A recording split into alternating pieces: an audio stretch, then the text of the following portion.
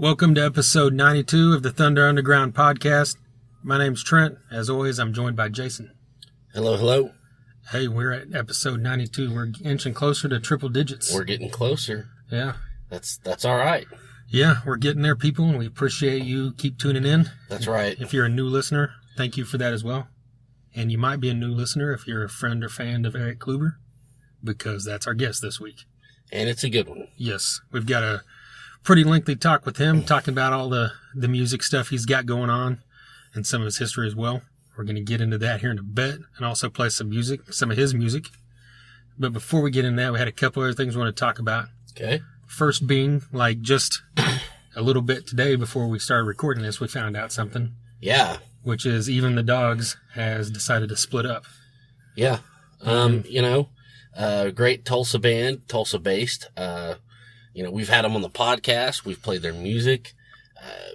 It just hit, hour and a half ago that they're gonna hang it up, I guess. Yeah. And that's pretty sad. Yeah, they've been around quite a while, 10 years, I think. Yeah. And, they've done tons of shows, festivals, Rocklahoma, some other festivals. And I know they've done stuff, I think, with Impact events. We've had Jamie on. Yeah. And we saw them open for Act of Defiance. They're just such a great live band, so it's a shame. Because, there's a lot of great live bands, but there's something about this band that kind of set them apart from other ones that, we've talked about with a couple other bands like Severmind or something around here, where you feel like you're watching a big production. You feel like you're watching something that should be in an arena in Greece or something. Like it's that big of a deal. And, I don't say that just to blow smoke up someone's ass. I say that because That's right. I'm not going to say it if I don't believe it on here. Well, and it's kind of like you mentioned, we saw them open for Act of Defiance, and, they were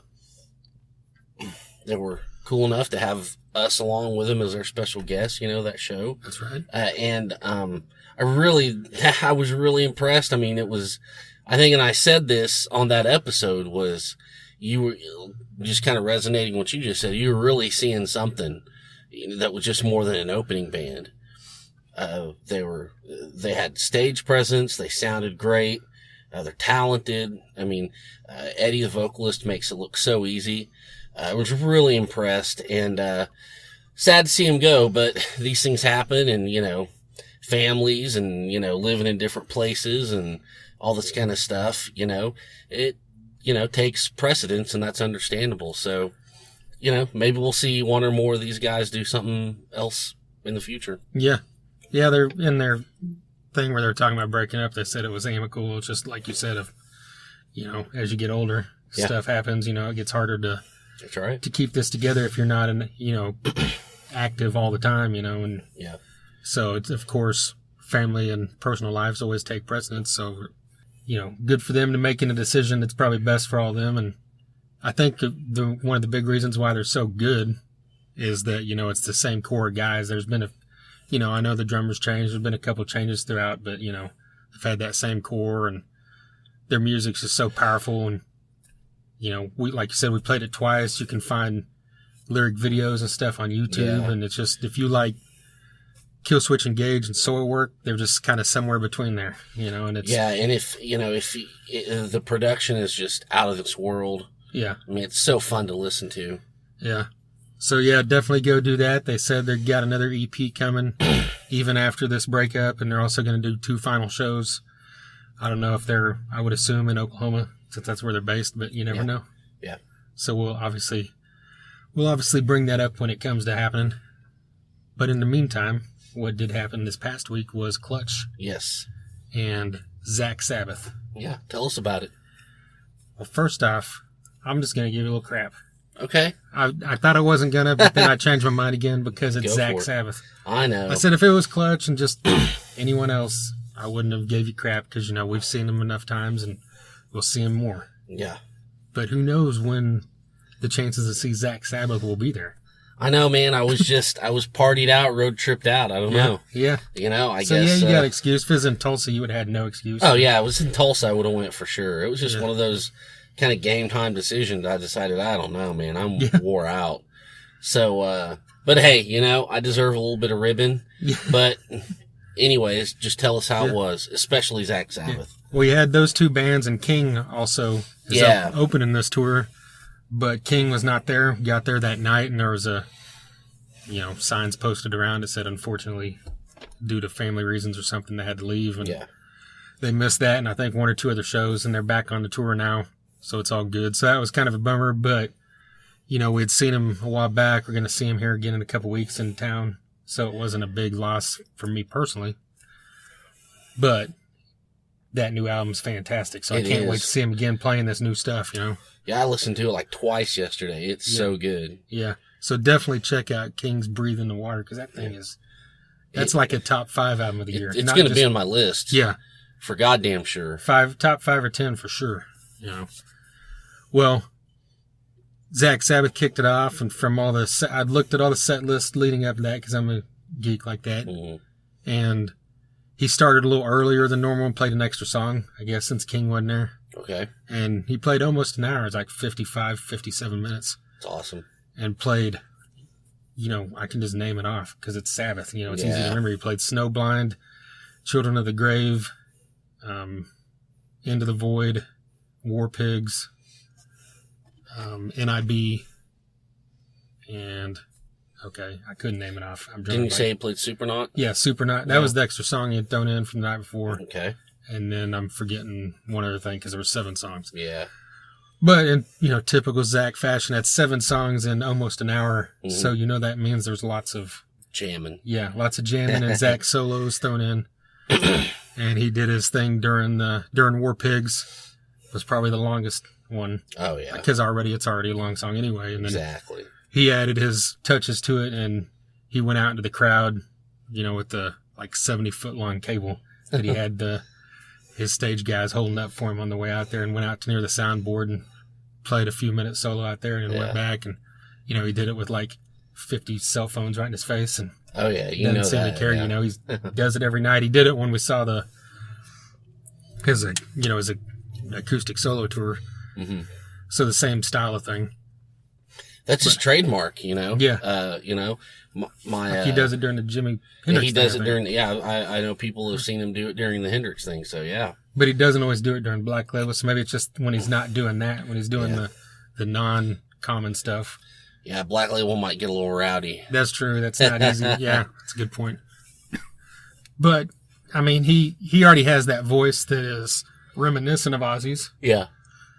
So it fits very well. We've heard him do Fairies Wear Boots was the other song. Oh, nice. Well, that's a good one, too. Because that popped in my head, because I was going to say we've heard him do Fairies Wear Boots before, because he recorded a version of that 20 years ago. Yeah.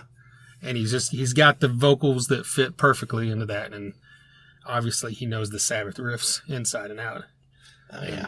Yeah, so, Fairies Wear Boots was probably the highlight to me, I think, besides Supernaut, because I wasn't really expecting Supernaut. Mm-hmm. That's always been one of my favorite songs. Yeah. But really, that, Snowblind, and Children of the Grave are probably my top 5, so I got a good chunk of those, and then, that riff and Into the Void is vintage heavy metal. Yeah, it is. So you kind of get everything you need for heavy metal in less than an hour from Zakk Wylde and Blasco. So it was great. Yeah. Well, and I like what you said there. Zakk will just give you everything you need. Yeah. So, if you have the opportunity to see this, do it. He's playing a couple festivals as well. And mm-hmm. Prior to this tour, that's really all he had done was Zakk Sabbath. So I don't know if this is something he's going to do off and on now throughout the future, or if this is just a one-off thing because they got the tour with Clutch, or what. Yeah, we'll see. Yeah. How's Clutch? Well, Clutch is... I think anytime someone reviews Clutch or talks about Clutch, it should be the same thing. Just here's the songs they played different from the night before. Yeah. But how the show was. It was a rock and roll machine. Yeah. Yeah, it's always impeccable. Yeah, you think of AC/DC from the 70s, Yeah. It's just, if someone said, I don't know shit about rock and roll, I want to listen to something that defines rock and roll, what you listen to. I'd probably say Highway to Hell, and then I might say, go get a Clutch album. Yeah, exactly. Because, it's not rock, it's not metal, it's just right there between it all. Everybody loves it if they love, death metal, or if they love glam metal. People still love Clutch because they just fit that spot in the middle. Exactly. they span so many genres, just like you said. And it's like, I don't mean this in a bad way. I never would. There's nothing bad you could ever say about Clutch. But it's just, you know what you're going to get. If it's broke, don't fix it. Yeah. They fucking deliver. And, you know, live is where they thrive. I don't mean to rhyme right there, but I did.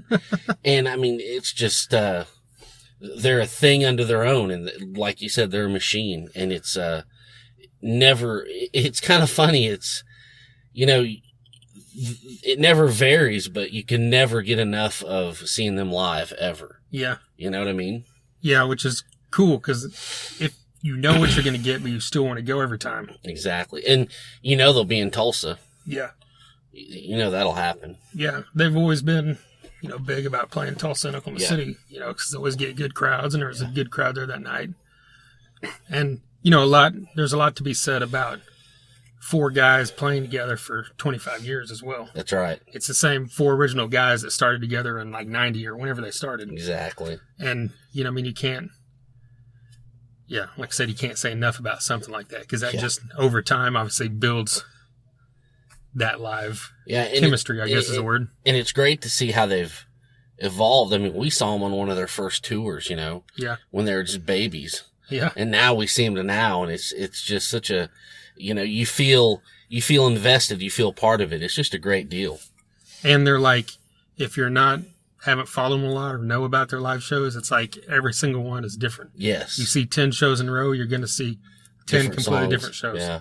You might see a core of like the new album always on that tour, but you're going to, the other 10 songs are going to be, you just never know. Yeah. Yeah. And, you know, in the same sense that like Metallica does that decent Black Crowes, Pearl Jam. Yeah. It's just a cool thing when bands, you know, can just play anything at the drop of a hat. Yeah. And that's how it should be, really. Yeah. And I want to throw out a friend of mine that I knew through Tesla, talked a lot throughout the years.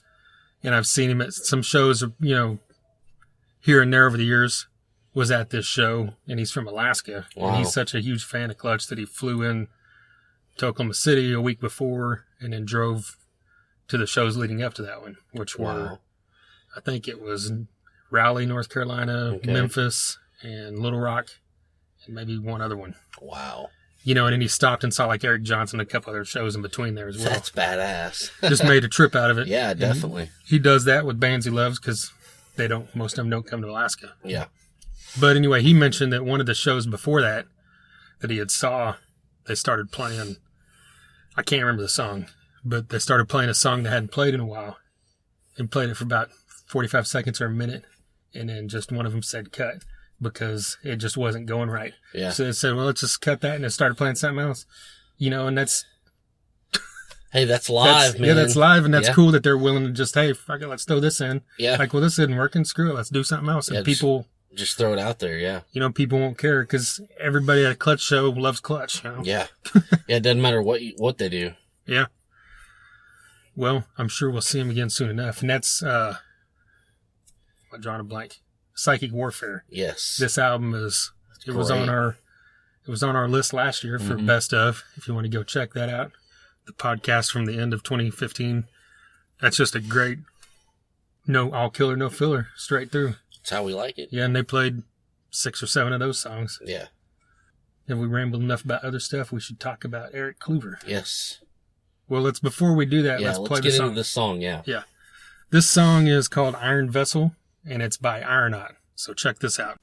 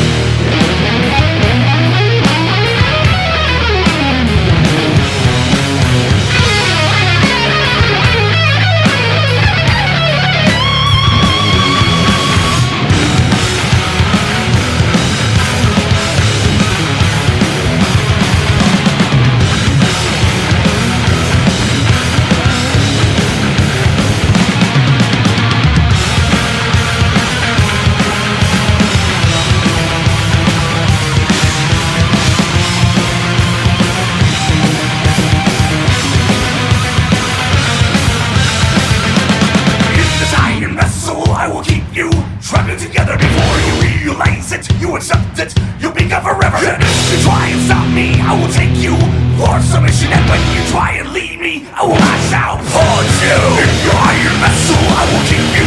Shove you together before you realize it. You accept it, you'll be there forever. And if you try and stop me, I will take you for submission. And when you try and leave me, I will lash out, hunt you down.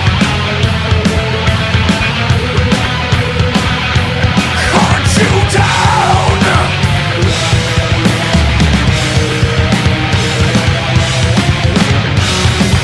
Hey, let's wait till the end of time. One life, and I will make yours mine.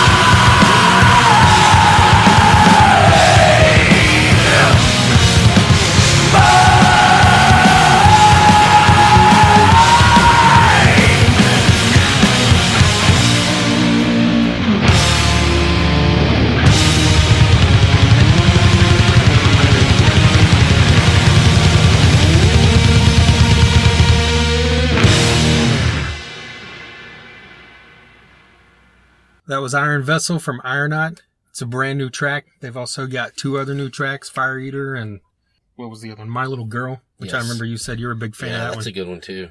Yeah, all 3 of these songs are great. They had an EP that came out in 2015 with 5 or 6 songs, and that thing's great.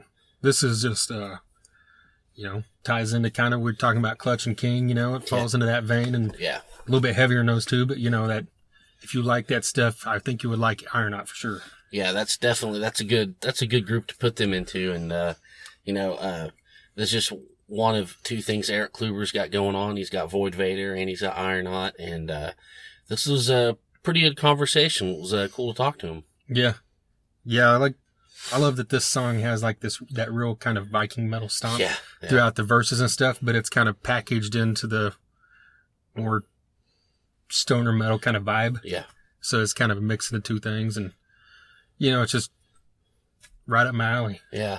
I like how there's like the solo, but then the little pre-solo where it's kind of like the twin guitars. And I mean, it's just, that's what stood out to me. And then after that, there's the bass drum kick and kind of the chant part. Yeah. That was really cool. I mean, it's a killer song. Yeah. And that's, Ironaut Music on Facebook is where you can find them. I know they're on Reverb Nation. You can check these songs out. Bandcamp, I think. Yeah. So, yeah, definitely do that. And Erik plays bass and sings for Ironaut. Yes. In Void Vator, he's one of the 2 guitarists. Okay. And, yes. That's a little bit different. We played one of their songs just a few episodes ago. Yes. I think it was the episode of Mark Kendall, A Great White. I think so. So go check that out. They've got a great new song out as well. And we talk about all that here in a minute. And he was part of Omicida. We played one of their songs like earlier this year. And he's been in White Wizzard, and he was in Gypsyhawk. Yes. And the cool thing about the thing is I just listed 5 bands, and they're all a little bit different than each other. Exactly. Like no one's really the exact kind of thing, where a lot of times if you hear guys in 5 bands, they're all one genre of metal or something, Yeah. So that's cool that this guy's got a lot of diversity in him, and he wants to get out there and do all this different stuff. Yeah. And, it's just kind of, digging for bands, doing this podcast is kind of how we came across him. And, so just like you said, everything he's got his hand in is quality, heavy stuff. And, so it was good to finally talk to him. Yeah. Gypsyhawk. Go check them out if you never have. Yes. Yeah, for sure. Just throwing that out there. Yeah. You'll dig it, I promise. Mm-hmm. Well, let's just get into this, right? Here's Erik Kluiber of Ironaut and Void Vator.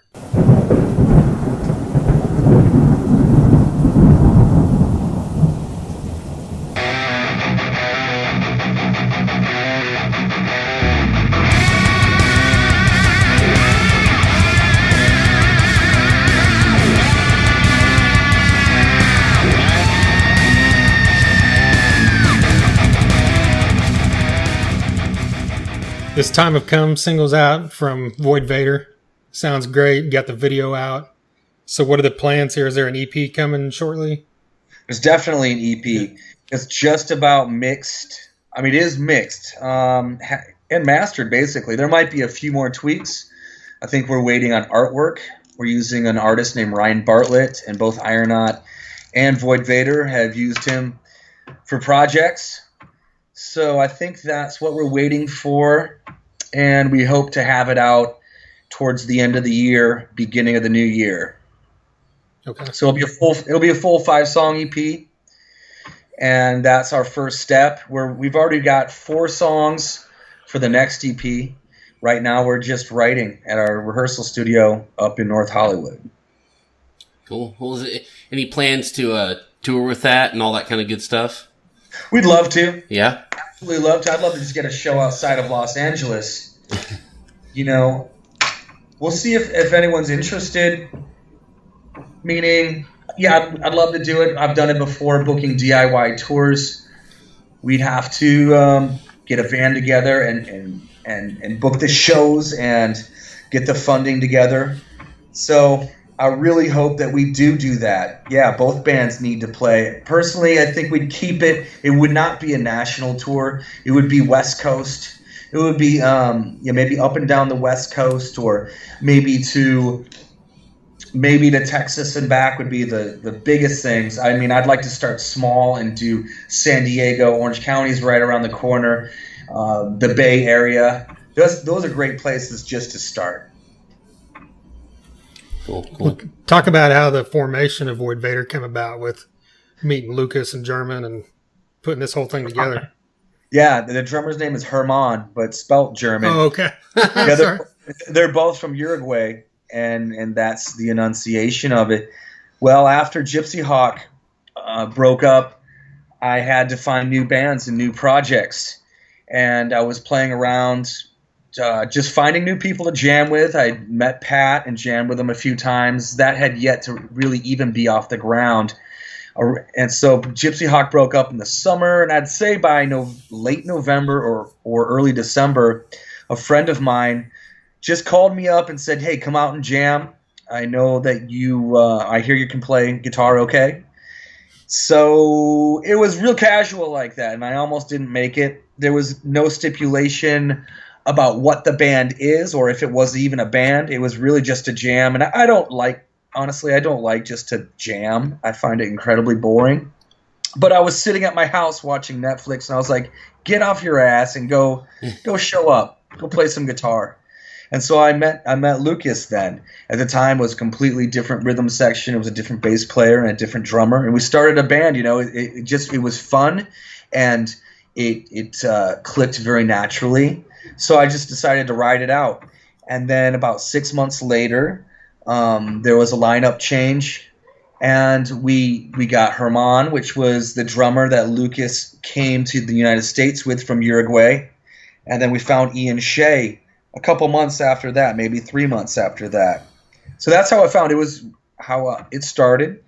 And it was real casual and natural. It was sort of, I guess, something to do just to stay in the mix, stay playing music, stay playing, writing and recording with other musicians. I feel it's really important. Like if a band and a project dissolves and I feel like if you don't get back into the groove immediately, it's really easy to fall out of the loop and fall out of kind of the life of being a musician. Yeah. Have you ever had any gaps like that where you kind of stopped for a while and it was rusty to get back in and things like that? No, I never have. I've always been in a band since I was like 14, 15. My mom driving me to friends' houses just to jam, just to play Metallica and Iron Maiden songs and try to write one of our own. That was always the big goal of trying to figure out how do they write these songs. I've never not been in a band or a project or jamming. Was the Void Vator sound kind of something that Lucas was already doing, or is this something that you two together kind of developed when you played? Or when I first started jamming with Lucas, like I said, we had a different rhythm section, and it started off completely different. It was very 90s sounding to me. Bands like Alice in Chains. I'm trying to think another band that could, not Pearl Jam, not maybe a little bit of Soundgarden, but definitely a lot of Alice in Chains. And, Lucas is an amazing, top-notch 1%er guitar player. He could be in any band, Ozzy Osbourne, Megadeth, you name it. And him and I, over time we just like I joined the band or just started jamming with them very casually and didn't have too much input, but then just kind of started giving input. And he really wanted to use more of his capabilities. He's really into hard rock, heavy metal, and he wanted to go more that path, and he wanted to play a little bit more technical. I don't feel that Void Vator is a technical band per se, but compared to what we were doing, which was very mid-tempo, very relaxed, I think Lucas wanted to go in a much more high-gain direction. And he wanted to bring in Herman, which, again, is an A-list player that could be in fucking Dream Theater if he wanted to be. Or, he has that talent level. And he wanted to utilize those skills. So it developed from a more of a 90s feel, very mid-tempo, sort of radio rock, into more of the high-energy sound that it has now.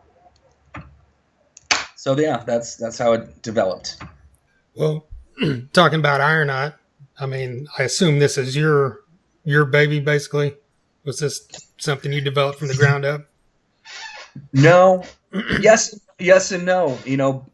I went to Craigslist looking for musicians, and guitar player Pat McHugh had an ad out, and he listed some cool influences other than the standard, because you always hear things like Black Sabbath. That's a very standard band, and it gives a general indication of what a band or a musician might be going towards. But he listed, I believe, High on Fire. I believe he listed The Sword. And I was like, very cool. That's rare that people would list them as influences. He also had killer demos that he had done himself. He had hired a drummer who I coincidentally had jammed with in White Wizzard, Giovanni Durst. So Giovanni came in and did the drums for hire. So Pat had maybe even as many as 12 instrumental ideas, and I listened to them and I liked them. I liked the riff writing. It was unique. It was heavy.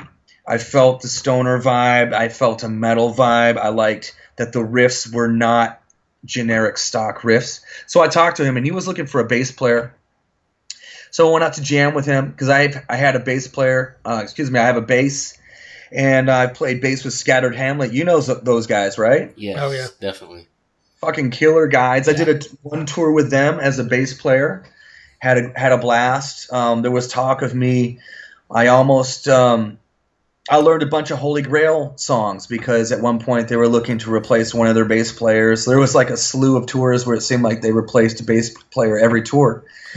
And that almost happened. I mean, I think they wanted me to do it, and their guitar player at the time, James LaRue, announced that he was quitting, and that threw the whole camp in chaos. So like the last thing they wanted to deal with was replacing a bass player, So I've had a bass player, and I've used a bass laying around, and I decided, you know what? Let's just see what happens. It was really just let's just try it out. So I learned his songs on bass, and I went out and jammed with him. And at the time, he was playing with a different drummer that I didn't like. I wasn't impressed with the drummer, and I didn't feel that the song sounded as good as the demos. So I politely declined jamming, but we stayed in touch. And Pat let me know that he was looking for a singer, and I think he'd found some new drummers. I just wanted to know if I'd like to jam some more. So it was right around the time I had just started casually jamming with Void Vator, and I knew that Pat, I liked his riffs, and I decided to give it another shot. And I reached out to Ivan Nager, who's the drummer of Ironaut, and he's from Detroit. He had come out to a Gypsyhawk show out in 2013, so at that point, that was about a year ago, and introduced himself. He's from Detroit, where I'm from, and we both had worked at the same music company but at different locations. So we had this small collective, like link or bond. And I was like, you know what, man?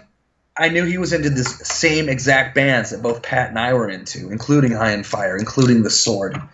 And I was like, check out these demos. What do you think? Do you like this? He's like, yeah, I like this. I'm like, well, learn. At the time, I think there was an instrumental version of Atomic Voyage, and I think what's called The Dead Look in My Eyes. Now, at the time, I think it was called Excalibur. I was like, learn these. Let's get together and see what happens. So we came out and he nailed those 2 songs as a professional should. And we just started playing together, and Pat and I had been together maybe 2 or 3 times, and started solid foundation for what would become Acid Wash and Yellow King, and we started writing instrumentals, and that's how Ironaut came together. So I'd say Pat had the name Ironaut, so I'd say it was Pat's baby that we kind of got together, and he had been trying to make this band happen for like 4 years or so. Just endless auditions of flaky musicians, which is the most frustrating thing in the world, man. And with the 3 of us, we had a solid lineup. We started doing it instrumentally. We started playing out instrumentally. We were looking for a singer for like 6 months. And I thought that maybe playing out would help us find a singer, but no dice. We auditioned a couple guys. There's a couple dudes that sort of had the sound, the Aussie voice, but they ended up being flaky. And I was like, you know what? I've done backup vocals for my last few bands since Overloaded. I don't know if you ever heard of a band I was in Detroit called Overloaded, but it was a great band. Just did backups, and I toyed around with the idea, jamming with a project between Gypsyhawk after that, imploded or broke up, and then jamming with these guys, and that was with Andrew Packer and Ian Brown of Gypsyhawk. Anyway, I did some like singing, sort of for fun, sort of to challenge myself. But anyway, I was like, maybe it's time for me to step up to the plate. I was like, let me give it a shot, and worked with some lyrics and started singing, and it fucking sounded good. So we that's how we became a 3-piece. I was gonna switch over to guitar, and enjoyed playing bass, and it sounded heavy and it was simple. And I know that there's a lot of problems with being in 2 guitar bands. All my bands have been in 2 guitar bands. Just with like getting the mix right on stage sometimes can be a headache. So it's beautiful to have a simplistic 3-piece. So that's the story of Ironaut and our beginnings. Well, did you adapt pretty good to singing, or did you have any trouble, or did it just kind of come naturally? Lead vocals, Yeah, it was a bit intimidating, although I didn't really care, because if it didn't work out, it didn't work out. Or if we found someone better, I had no problem. But it just seemed like after we had searched for 6 months and like found one guy that was good, but he was in a cover band that paid more, and he couldn't make it out to practice, and no ill will, but it just wasn't going to work out. We were very serious. Always made it to rehearsal and did our homework at home. It was a challenge that I thought it was time, and quite honestly, I should have done this, and I've known this for years. I should have been doing this years ago. It's almost procrastination, laziness, what's it called? Insecurity, like not being confident in yourself, perhaps. But I'd say laziness and procrastination more. I think every musician, I encourage them more than anything to do this, to sing, to sing. It's such a valuable skill, even if you're not good. I'm not good, and who cares? It sounds great. I mean, what I do for this band, I think works, and that's, maybe that's the metal gods coming in, and the timing was finally right. Like, I obviously could never sing for White Wizzard. I could have never sang for Overloaded. Tell you that right now, man. Yeah. No way. For the style of music that we do, and maybe even being in Gypsyhawk, where I kind of realized that, gave me some confidence, like in touring around, and there's so many bands in a specific style of music. You do not have to be Bruce Dickinson. You don't have to be Sebastian Bach. You can have a gruff voice and just have confidence behind it. And if you can just hit notes within 1 octave, man, then that's good enough. It really is. It really is. And I'm not trying to say that to belittle it. Like, you just kind of work with the tools you have. Fucking look at Sepultura. I mean, killer. Yeah, what a killer, amazing voice. I wouldn't want to hear Bruce Dickinson sing for that band. You know what I mean? Yeah. Yeah.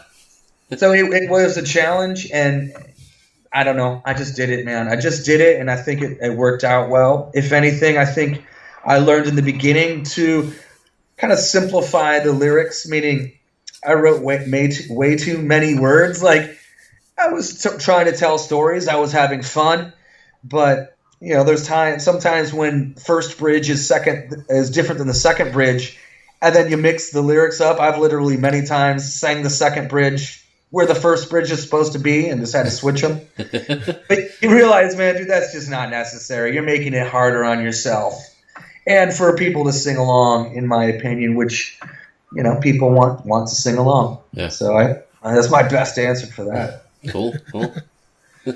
Well, we listened to these 3 new songs you sent over that you haven't released yet.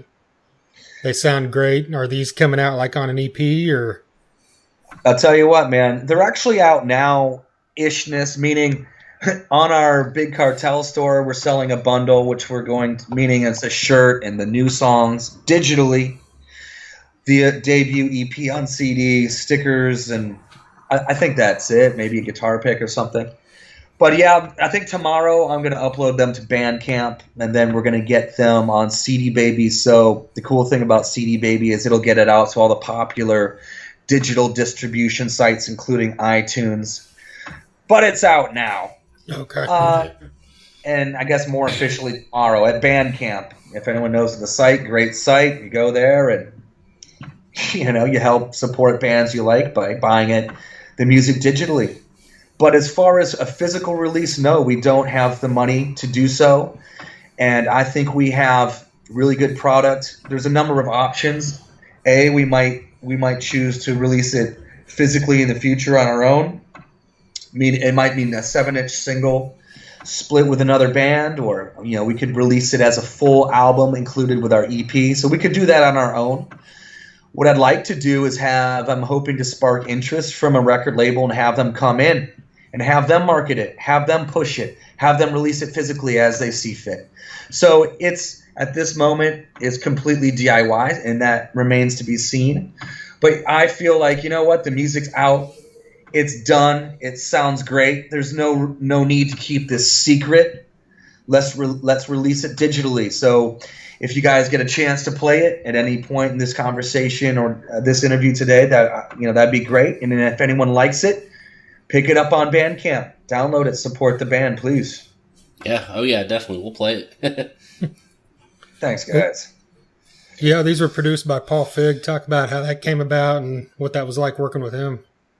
Are you guys familiar with a couple bands? Fireball Ministry, have you heard of them? Oh, yeah. Yeah, I love them. Great, yeah. Jim Rhoda is part of the story. And then the other dude is Eli. Are you familiar with the Holy Grail? Yes. Yep. Well, There you go. And Huntress. So Huntress, yeah, he's an Huntress, yeah. Yeah, he's pulling double duty. And last year, so we're talking 2015, and I got an email from a friend of mine, Pete, who plays in the band Harasser. And he somehow was sort of in charge of rounding up some local musicians to be a part of a music video for a guy named Nate Mandel, who plays bass in the Foo Fighters. And he was shooting a music video for one of his singles. And maybe it'll come to me. What the fuck is the name of it? Well, hopefully it'll come to me. If not, I'll let you guys know. Maybe you can put it in the liner notes. But anyway, and he's like, what are you doing on St. Patrick's Day? And I was like, if nothing, perhaps getting drunk. What's going on? He's like, I'm recruiting some dudes. You want to be an extra in this music video? It might have paid $100. And I was like, fuck yeah, man. And we're going to do this music video. It's a really mellow song. And what the concept is this guy walks into a church and then he turns all the priests into black metal musicians, and we're going to rock out to the music of his song as a black metal band. And we're going to turn the nun into a hot satanic stripper, and she's going to pour blood on her face.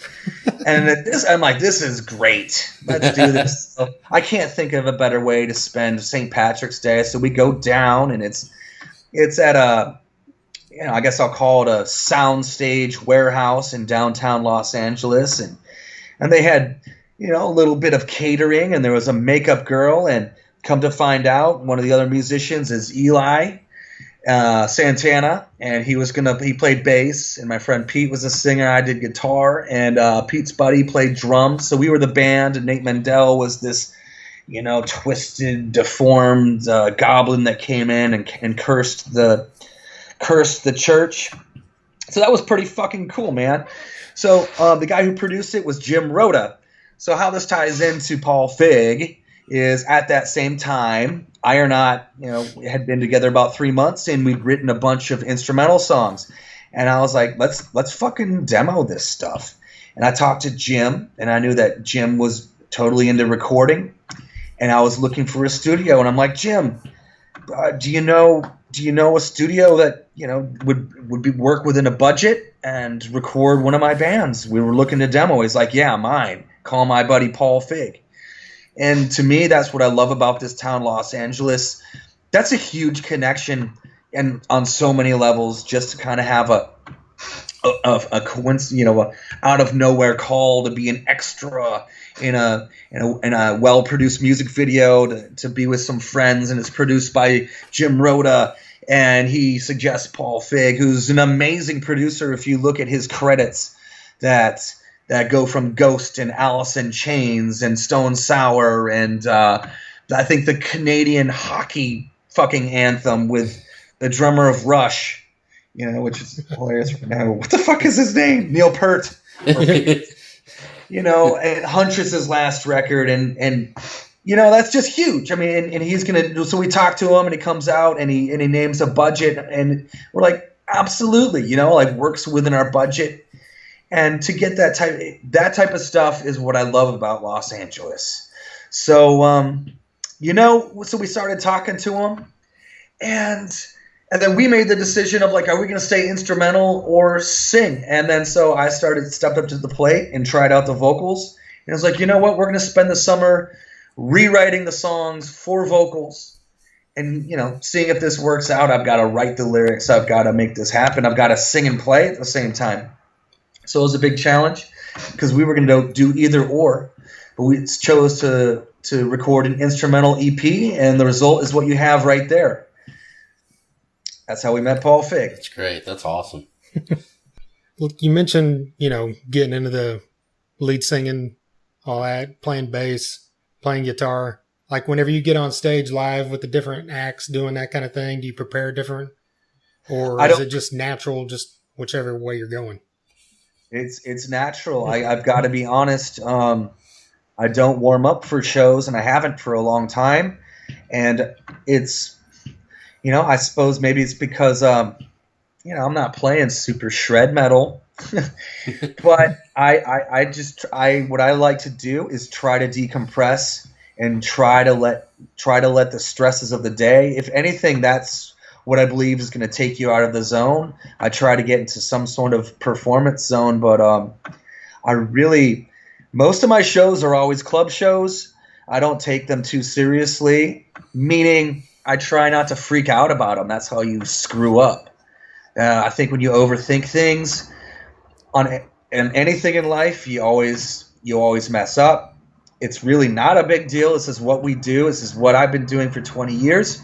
There's no preparation. I don't do any vocal warm-ups, which, I probably should. But I'll tell you right now, Lucas doesn't. Lucas has 2 to 4 times the voice I have and guitar playing ability. Both of us just kind of chill out, wait to get on stage, try not to get stressed. That's the worst was if you have a bunch of chores, if you have to worry about your friends or your girlfriend or parking or what's going on, the bills of today, those type of day-to-day things will ruin a show. So I like to at least give myself 30 minutes to just kind of sit down and drink a beer. I don't get hammered before shows. I quit doing that in like 2012. There's a long story about that. We can maybe get to it or not, but to answer your question, I don't get wasted before shows, but I definitely have a beer, and I prefer to have a drink, maybe even fucking 2. But that's about it. And get up there. So there's really no preparation. It is a different monster. It took me a while to get used to, obviously, just singing and playing at the same time. I've sort of done that on guitar, but never as a lead vocalist. But no preparation. Knock on wood, man. I hope I'm not jinxing myself here. I just get up there and do it, whether I'm playing guitar, whether I'm playing bass and singing for Ironaut. Yeah. Are you still in Omicida? No. Okay. I mean, yes and no, meaning they released some songs. That's a real long distance band. Yeah, and it is. You got the enunciation right. Omicida. Yeah, absolutely. With Giovanni, he had started the band with Will Wallner, who used to be in White Wizzard with Giovanni, was like the original guitar player, and he moved to Berlin with his wife. I believe they're married, wife girlfriend, and Giovanni wanted to shoot the video. I filled in for the video, and then we recorded. He recorded 2 new songs, and I lent a solo for that. And he's living in Italy, and it's. I got to be honest. I mean, I haven't talked to him in a long time. So like my projects right now are Ironaut and Void Vator. Nice. And when you're writing, I mean, do you know, well, this is for Void Vator and this is for Ironaut, or or do you just kind of let it happen, or do you purposely try to create for each one separately? I let them happen. Yeah.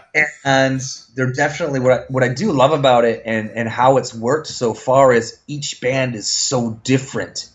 Ironaut's tapping into that stoner doom metal, aggressive metal side of things, and Void Vator is much more of a high energy mainstream hard rock band.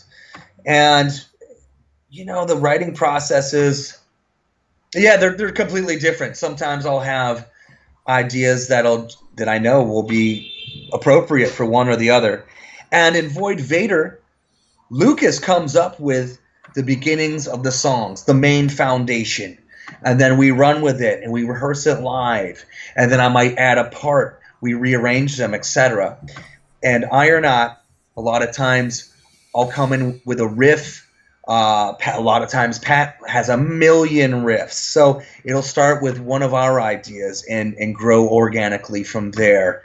So a lot of the writing for both projects happens, or my contributions to them, which is much more to Ironaut, happen in the studio. I mean, the things I do homework on, I have demoed, like there was a recent Ironaut song that I demoed like 80% of it at home, and that was an idea that I actually wrote maybe 2 years ago. That I was like, dude, that would be perfect for Ironaut. Let's try it in Ironaut's tuning. Let's present it to the guys, and they're like, fuck yeah. But most of the writing is organic in the studio. So with Void Vator, having Lucas come in with a significant portion of it written, or like at least a couple riffs. Yeah. Hope that answers that. Oh yeah, and you find a way to manage these pretty equally to where they both get the same quality and attention. You don't have a hard time doing that. My only hard time is having rehearsals every night of the week does get old. Yeah. Both bands practice at least 2 nights a week, sometimes more, but 2 nights a week consistently, gigs on top of that, homework at home on top of that, meaning if I have to write a guitar solo, if I have to write lyrics, if booking Facebook, social media things. That's the struggle. It is overwhelming, but I think it's worth it. I would have dropped one of the bands if I didn't. If one of the bands sucked, I would have just let them go. But both of them are almost in an equal position in that both of them are working with top-notch producers. Ironaut with Paul Fig, Void Vator with Ulrich Wild. Yeah. Both bands practice 2 nights a week, and both bands gig, and both bands record. So I'm balancing them so far so good. Cool. Well, I also saw that you do guitar lessons. Do you do those in person, or is that all like this kind of thing over Skype or something? Or I mean, I've done Skype, and I'll do it if anybody really wants to do it.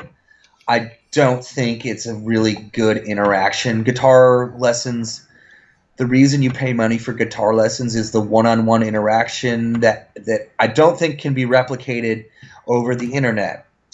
And it's like, maybe I should shut up about that and just accept the cheap money. But I teach out of Guitar Center Studio in Woodland Hills. Okay. And then I teach privately completely separate out of my own apartment. I live in Hollywood, and it's about an hour apart. Oh, wow. It's an hour drive for me to Woodland Hills, so it's completely different.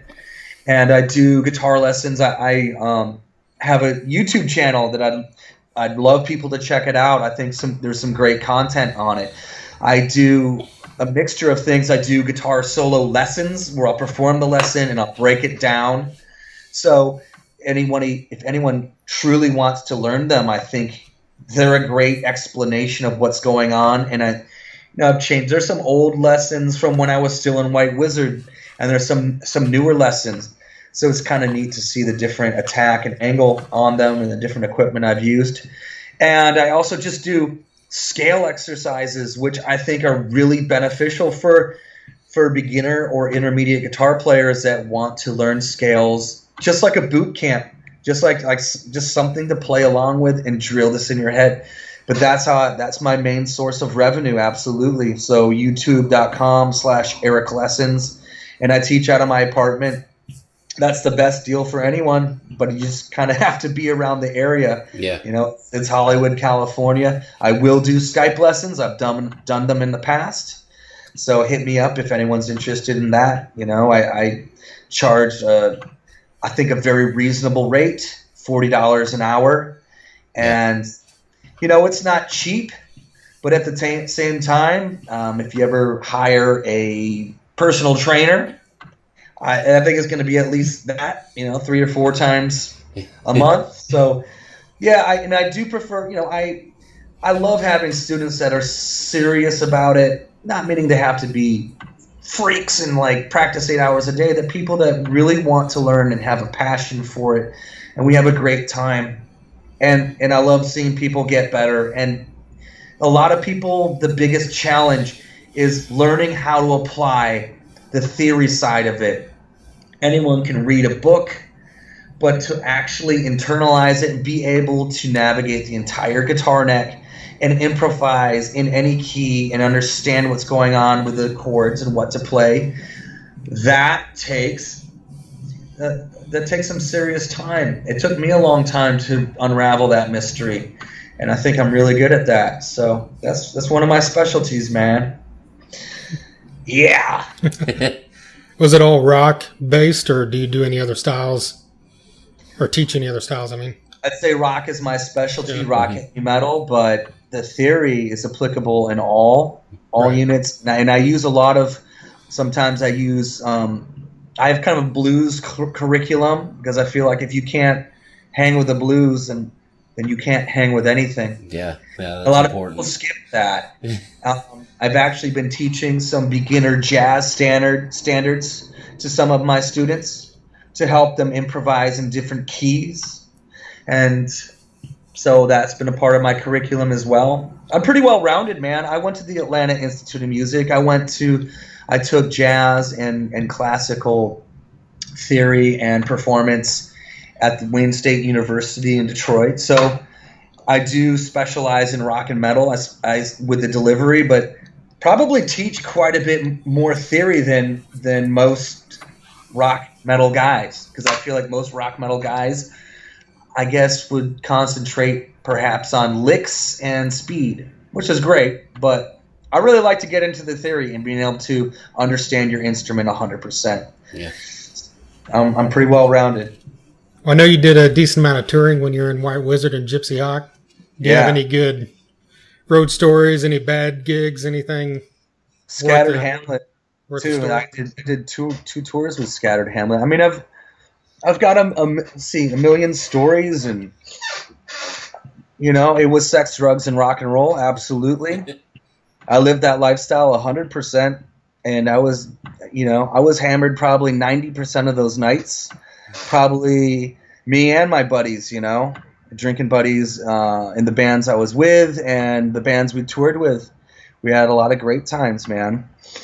And I don't really want to.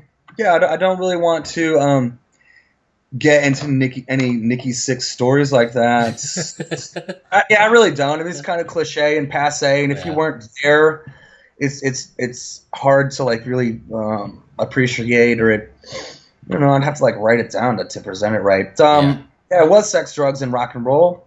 Just it's all the cliches everyone's read, and I did live it with all the bands I was with. And I still party. I still fucking party. I've got a serious girlfriend, so that side of shit is in my past. Nice, gotcha.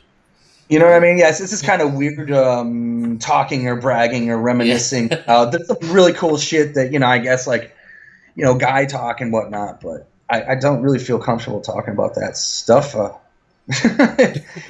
touring was great. I loved it. I miss it so much. And I want to get back into it. That's why I like the biggest reason why I moved to Los Angeles was to be in a touring band. I was in a band called Overloaded, and that band was great. And we climbed to the top of our scene in Detroit, but that band would not tour.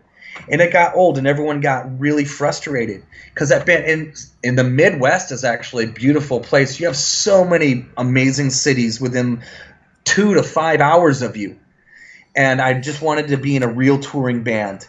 And that's one of the main reasons why I auditioned for White Wizzard, because I loved the music and they were serious and they were touring. And same thing with Gypsyhawk. And I'm so proud and appreciative of that opportunity. I did 2 national tours with Scattered Hamlet. And you bet your ass I want to do the same thing with both Vator and Ironaut.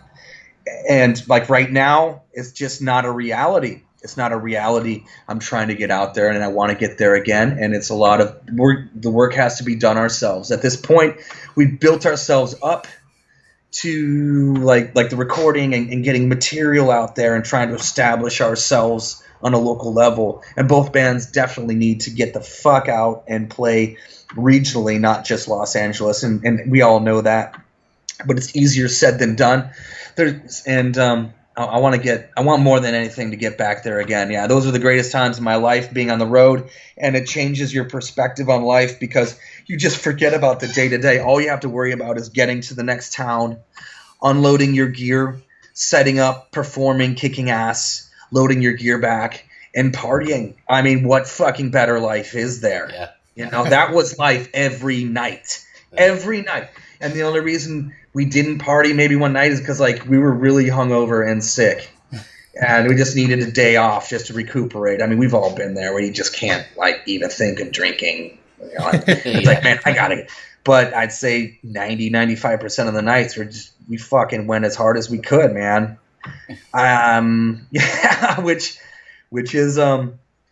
Which makes things, I guess, difficult. I mean, waking up every day with a just crushing hangover and having to get to the next town, which could be 12 hours away. We did it. We did it every day. Yeah. It was awesome. It was awesome. Well, we hope to see you out there soon, though. I really hope so, man. I mean, and trust me, we're working on it. I wish it was as easy as being like, hey, let's book a tour. Let's do it. Or even, hey, let's book a show in San Francisco. Make a phone call. And it's not. It's not that easy. I want to do it, and I'm working on it every day, man. Every day I'm trying to do it. Yeah, absolutely, motherfuckers. You guys based in Oklahoma, is that right? Yes, sir. Tulsa. Yes.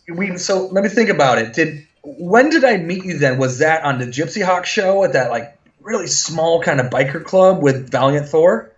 That had to be Downtown Lounge. Yeah, Downtown Lounge, probably. Yeah. Okay, yeah. Well, great, man. Yeah, and then perhaps I met you on one of the Scattered Hamlet tours. I mean, Tulsa, I'm not sure. We didn't play that. Maybe we played it a few times. I definitely played it with the Sword, and then I think Valiant Thor again.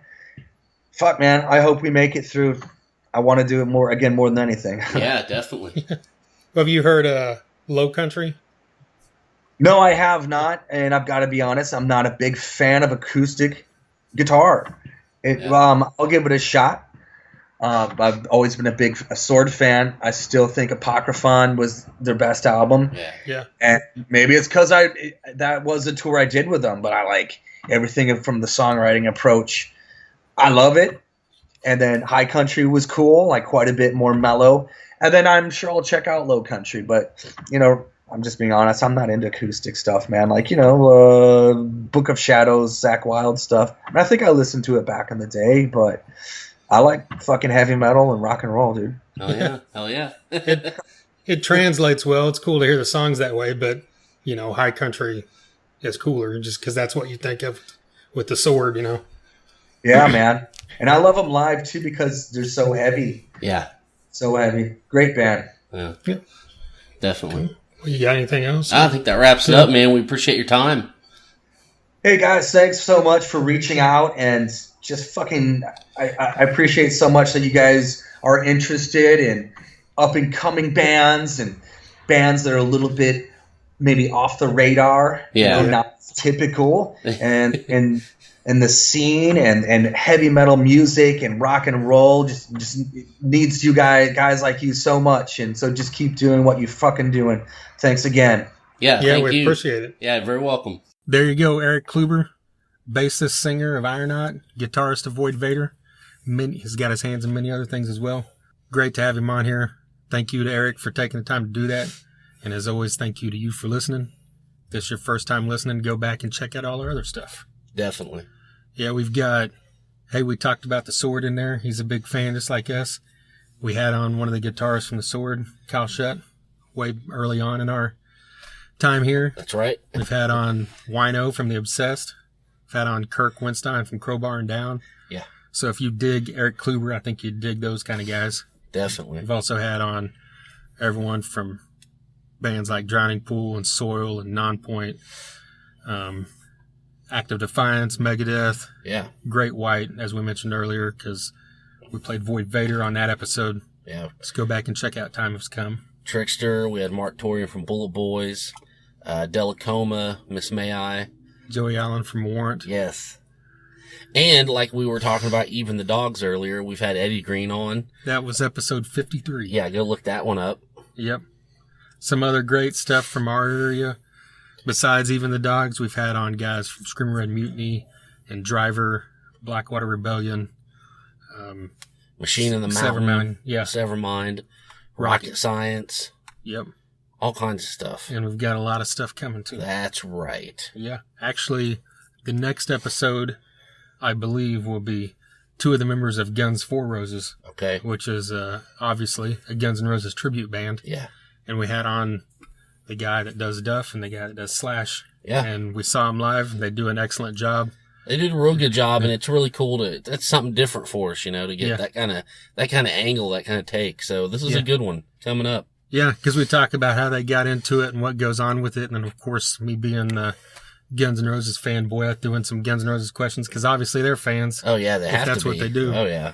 And, they're not just, I mentioned this last episode, they're not a run-of-the-mill tribute band. They just played Columbia this past weekend. Yeah. So they're out there playing the world, and they're based out of Dallas. So yeah, they're doing it right. Yeah. So be on the lookout for that. All this stuff is at soundcloud.com/Thunder-Underground. We're on, our website is thethunderunderground.com. We've got reviews of some independent stuff. I believe there's Even the Dogs we talked about earlier up there. Yeah. If you dig back, we've got some reviews on some other stuff like Blackstone Cherry and some other national acts. And then we've got a bunch of things we call Lost Classics. We haven't brought that up in a while. I know. Go check those out. Yeah, it's on Instagram, # Lost Classic. Yeah, I need to do another one of those. Yeah. Maybe in this coming week, get on our Instagram. It's at The Thunder Underground. We've got Instagram. Hey, you can look through it in like 30 seconds. So yeah, exactly. I'm not asking you to do something hard, people. Just dig through it or type in # Lost Classic. Most of it will be us. There'll be some other people in there as well, but whatever. Yeah, those other people are just trying to piggyback on our fucking shit. Yeah. And while you're on Instagram, # Metal Chick Saturday. That's a hashtag that I think you invented it. I did? I can't remember.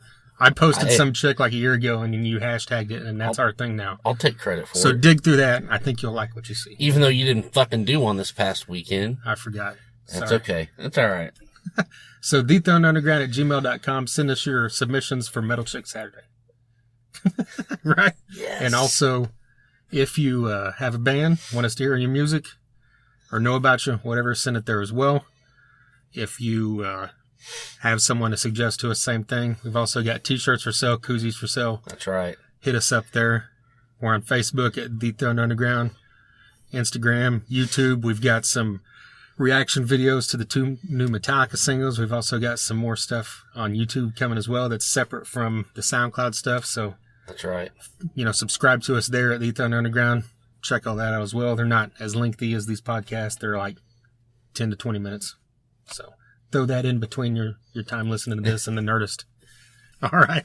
You got anything else you want to say before I quit rambling about the Nerdist?